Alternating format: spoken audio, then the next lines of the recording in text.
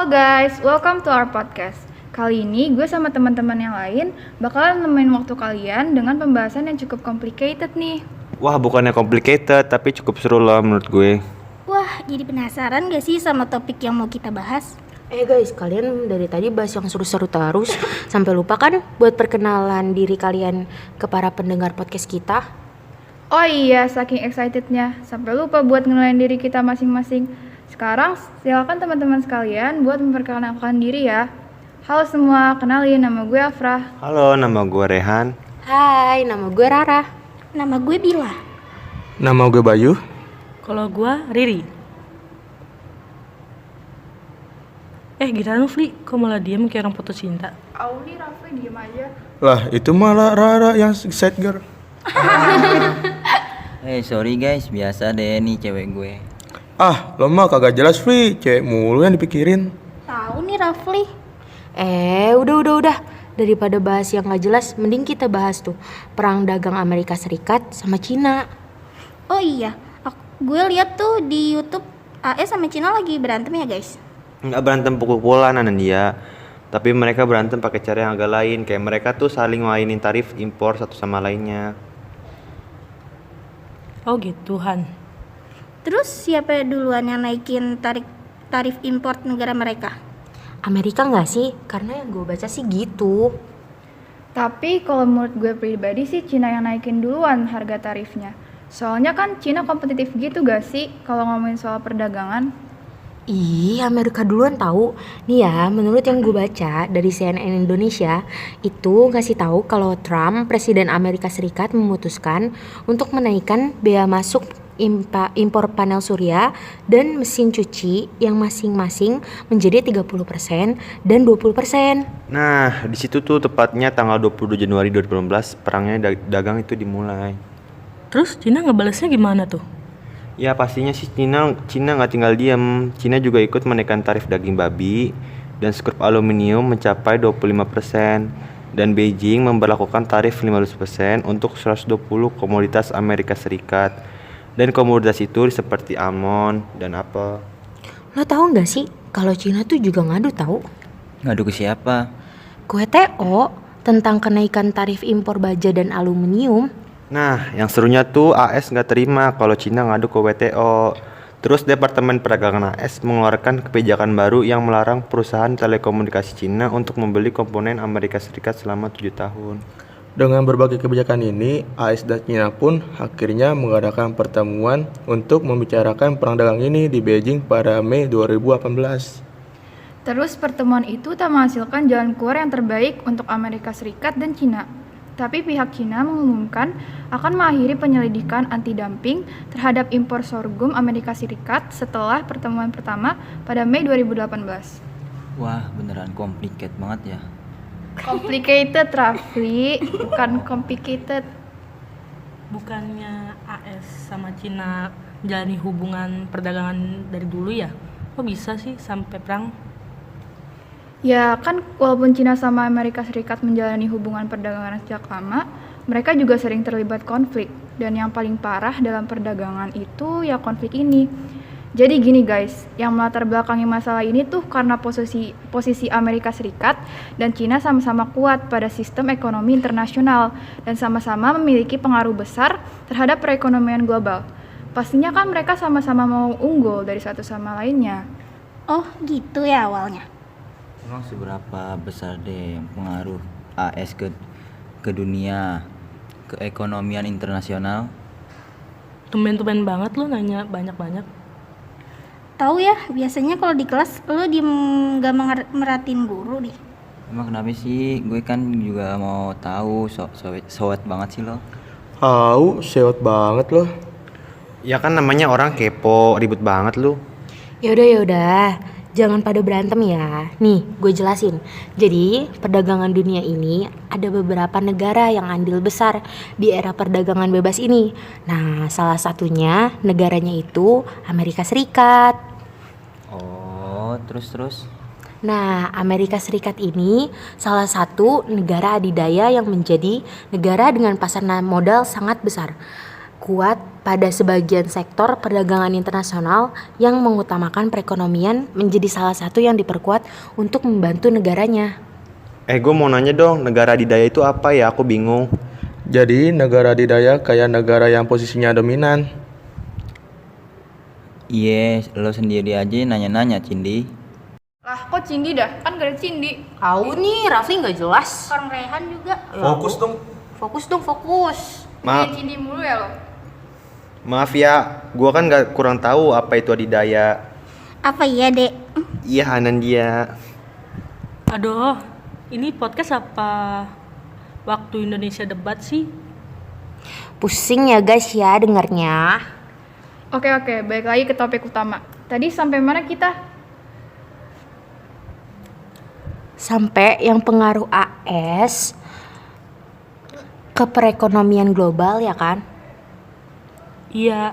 Nah, sekarang pengaruh Cina kira-kira sebanding nggak sama pengaruh AS gak sih?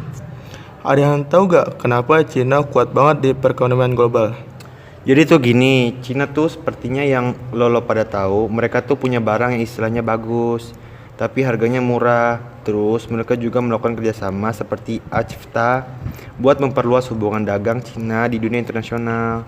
Nah, karena makin banyak kegiatan ekspor impor barang Cina ke negara-negara lain, dan mereka juga tahu bagaimana produknya. Dan harganya juga ada yang murah. Itu kenapa ekonomi Cina jadi kuat banget di perekonomian global. AFTA apaan?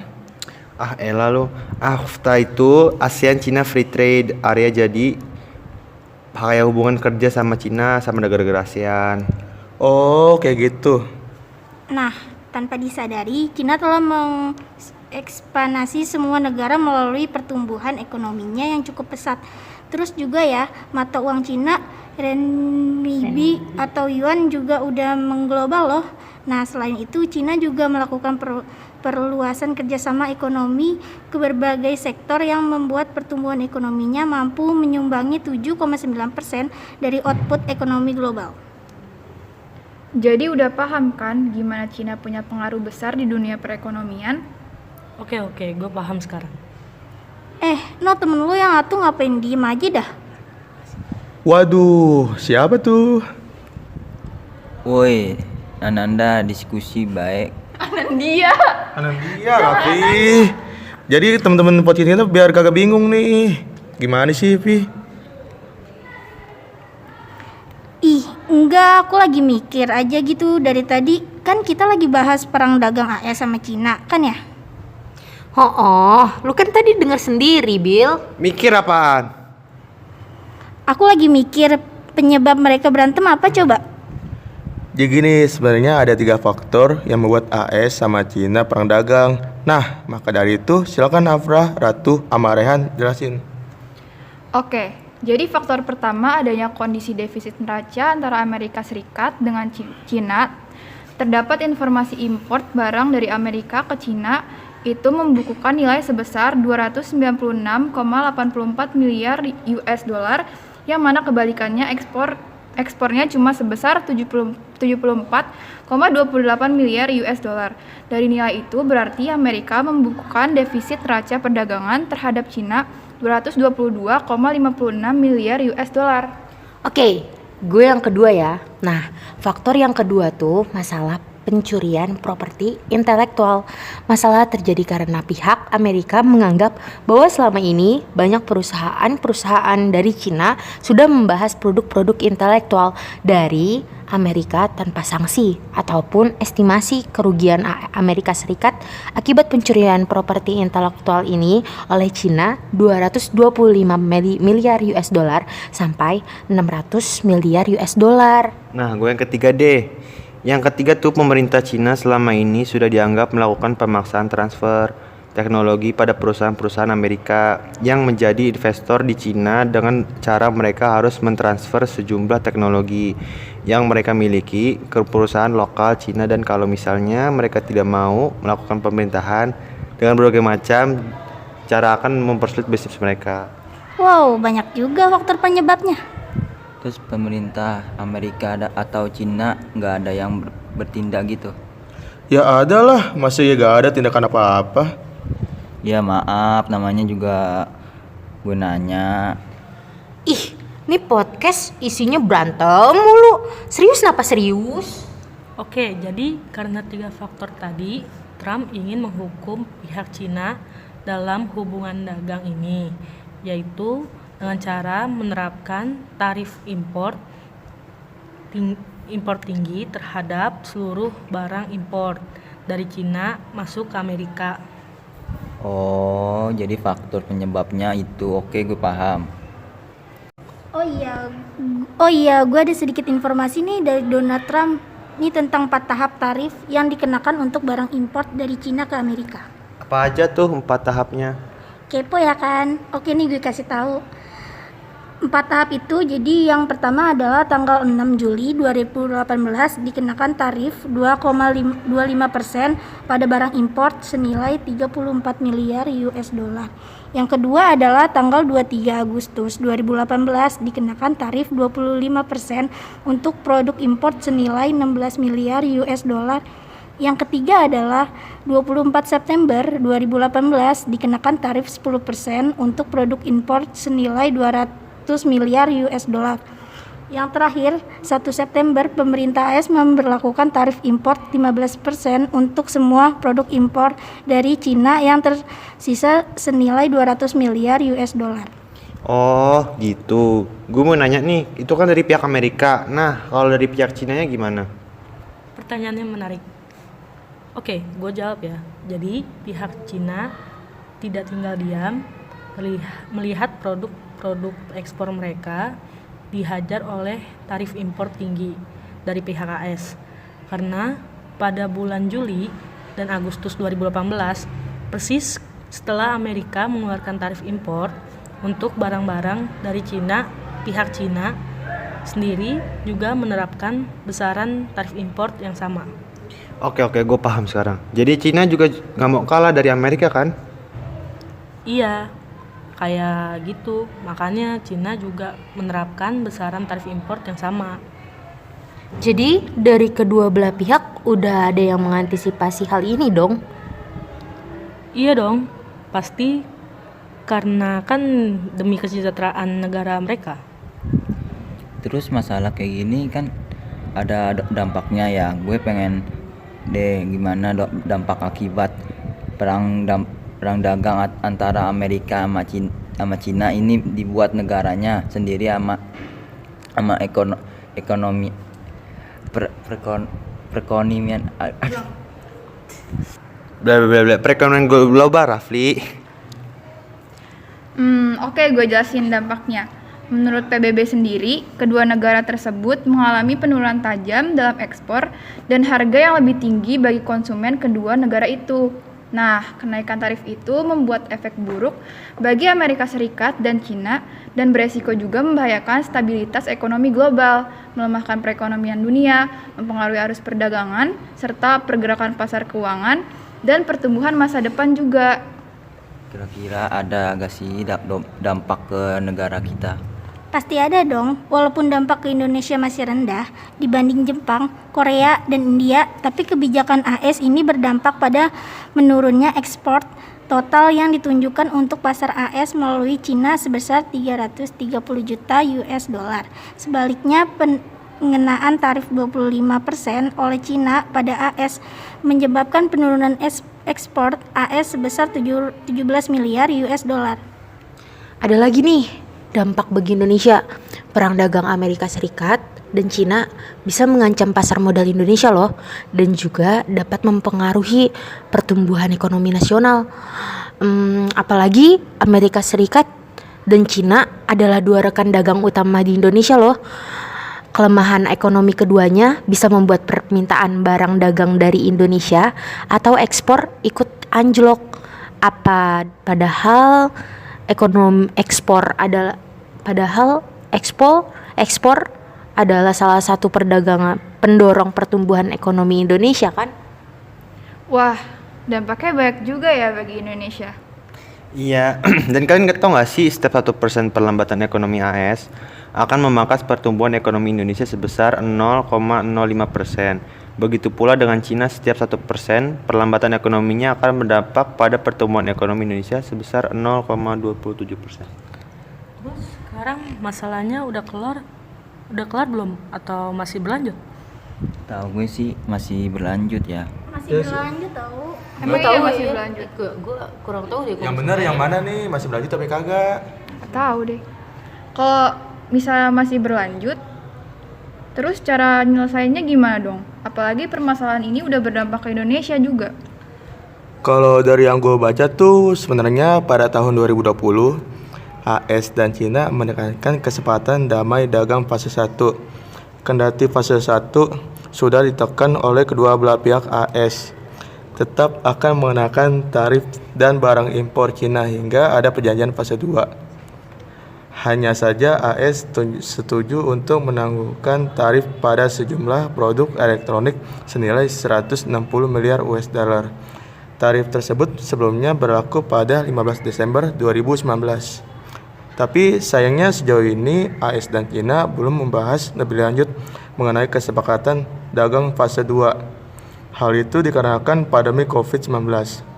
Harusnya ya AS dan China cepat-cepat nyelesain masalah ini, apalagi sekarang sudah pandemi juga. Iya sih, AS sama Cina harus segera nyelesain masalah ini gak sih? Tapi menurut gue, Indonesia juga terlalu banyak tergantung dengan produk dari Amerika Serikat dan Cina. Seharusnya Indonesia bisa lebih mandiri lagi gak sih? Padahal kan ini awalnya permasalahan bilateral antara Amerika Serikat dan Cina. Oh iya sih, benar juga ya. Iya kan? Bener. Bener kan guys? Iya kan? BTW gak terasa juga ya guys. Kita udah bahas semua tentang konflik Amerika Serikat. Dari mulai Cina, dari mulai latar belakang, terus penyebab, terus dampak, terus akhirnya solusi agar permasalahan ini bisa terselesaikan secepatnya. Ya nggak sih guys? Iya kan? Terus udah tinggal 20 menit lama ya gak sih? Kira-kira pendengar podcast kita ngerti gak ya? Ngerti gak sih? Ngerti gak sih? Semoga aja sih ngerti apa yang kita Semoga Bu Lisa ngerti. Semoga jangan kasih tugasnya ribet-ribet deh. Iya deh. Ini sebagai Ya, soalnya kita pagi-pagi ke sekolahan buat bikin podcast ini nih guys. Ya guys ya. Ini buat teman-teman pelajar yang di luar sana ya, semoga ngerti lah. Kalian ngerti apa yang kita bahas dari mulai perang dagang Amerika Serikat sama Cina ini, kalian sampai ke dampak Indonesia gimana gitu kan. Dan apalagi tuh kalau misalkan kita ngerasain dampaknya tuh kayak gimana, ya nggak sih guys menurut kalian? Iya. Biasanya kan Rehan suka pantun ya nggak sih? Iya nggak sih? Gimana kalau misalnya pantun aja nggak sih? Kalau gue pantunnya cuma dikit. Ya udah nggak Tapi gue ada nyanyian sih untuk buat Bu Lisa. Coba. Menurut kalian kalau misalkan Amerika Serikat sama Cina berantem lagi, perang dagang lagi, kira-kira siapa yang menang? Menurut kalian? Kalau gue sih mendingan Yang Cina. Amerika gue sih. Kalau menurut lo? Kalau gue sih Cina sih, karena negara gede banget. Habis itu kan orang-orangnya juga pada pinter-pinter. Sampai populasi juga dia juga banyak. Ya? Populasinya sampai di mana-mana kan. Iya sih benar. Iya benar. Cina juga Kalau masih menurut Rafli gimana? Kalau menurut Raffi? Di Cina. Cina yang menang. Terus Iya. kalau menurut Bayu? Menurut Nih, gue kan sih lu tempatnya sipit nih, coba lu. Iya, jangan gitu dong. Oh iya kan, Tentang boleh. negara gue kan di orang Indonesia, mata gue kayak sipit. Iya. Ya, iyalah. Kalau misalnya menurut kalian para pendengar, siapa nih yang menang? Ayo, kalau yang betul ditakdir sama Bu Lisa. RT kotak di koperasi. Oh iya guys, kalian udah pada makan belum sini? Belum Gila, nih. cepet banget nih. Apa Kita sih cap. di sini? Kita beli makan yuk. Kayaknya yang pendengar ini capek juga gak sih? Nggak capek Iya, dong. capek gak sih Capek, dengerin capek, kita capek ngomong? Capek banget Tapi kita. kayak yang kurang gak sih? Ya apa tuh? Satu orang. Oh iya. Atau gak sih? Stop. Itu nggak mau. Tadi sini pulang Bu Lisa. Udah di sini pulang tiba-tiba kita Iya nih Bu, podcast. iya kita lagi podcast tiba-tiba pulang Bu. Ya. Semoga Cindy jadi salah satu pendengar ini ya, Sin. Iya Bu. Ya nih kita kerja kelas kayak gini Sin. Iya, Jangan masa lu balik sih Sin. Aduh, Sin. Aduh, Sin, gue udah capek-capek. Kelas kita diplikasiin. Emang parah. Aduh ya Allah. Terus kalian Tapi tadi tapi tadi katanya lo mau nyanyi kan? nggak jadi deh, males. Udah ngamut gara-gara Bu Lisa beli kasih. Iya. Gini dong. Bisa kan gak pilih kasih. Itu tuh udah sangat adil. Pantun aja deh, pantun. Gila pantun deh gua kasih. Pantun aja, pantun guys, pantun. Pantun. Kasih pantun. Pantun, Bakar pantun. dupa pakai seledri. Mantap. Sampai jumpa dan terima kasih. Thank you semua. Bye bye.